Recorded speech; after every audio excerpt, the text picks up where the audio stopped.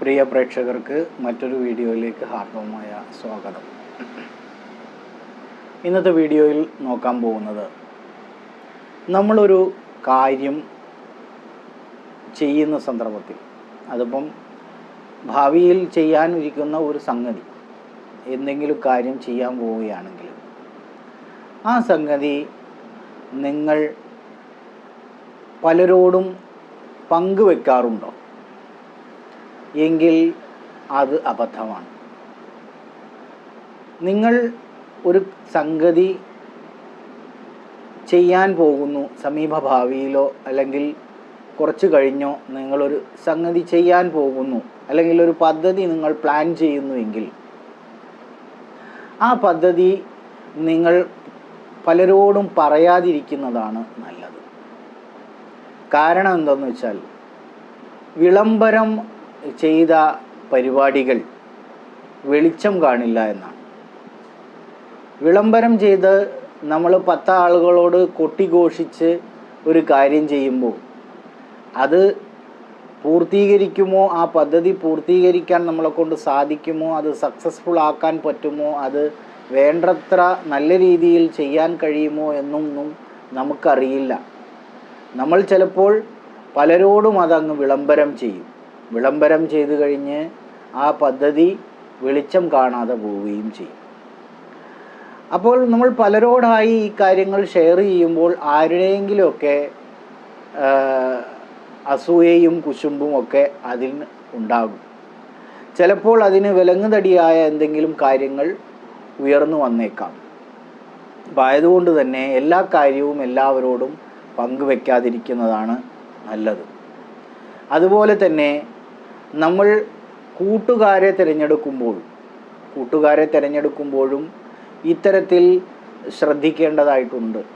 നമ്മുടെ എല്ലാ രഹസ്യങ്ങളും എല്ലാ കൂട്ടുകാരോടും പങ്കുവെക്കാതിരിക്കുന്നതാണ് നല്ലത്. എല്ലാ രഹസ്യങ്ങളും എല്ലാവരോടും പങ്കുവെക്കുമ്പോൾ നമ്മളെ പലരും പല രീതിയിലാണ് വിലയിരുത്തുക.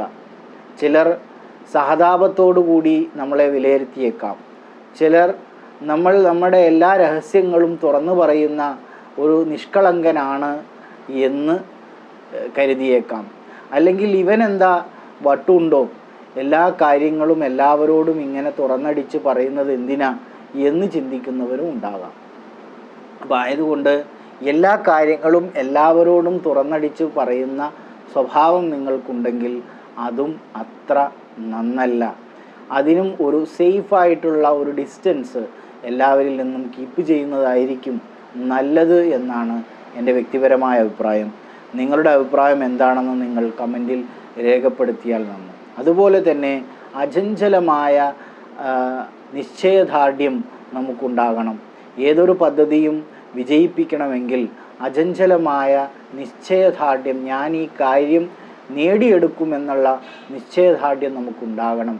എങ്കിൽ മാത്രമേ ആ കാര്യം നമുക്ക് നേടിയെടുക്കാൻ സാധിക്കുകയുള്ളൂ. അപ്പോൾ വിളംബരം ചെയ്യുന്നതിന് മുമ്പ് നമ്മുടെ നിശ്ചയദാർഢ്യം ഉണ്ടാവുക, അതുപോലെ തന്നെ നമ്മുടെ വെൽ പ്ലാൻഡ് ആയിരിക്കുക.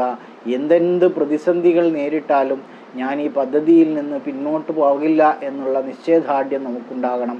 ഒപ്പം നമ്മുടെ ഹാർഡ് വർക്കും ഉണ്ടെങ്കിൽ മാത്രമേ ഏതൊരു പദ്ധതിയും വെളിച്ചം കാണുകയുള്ളൂ.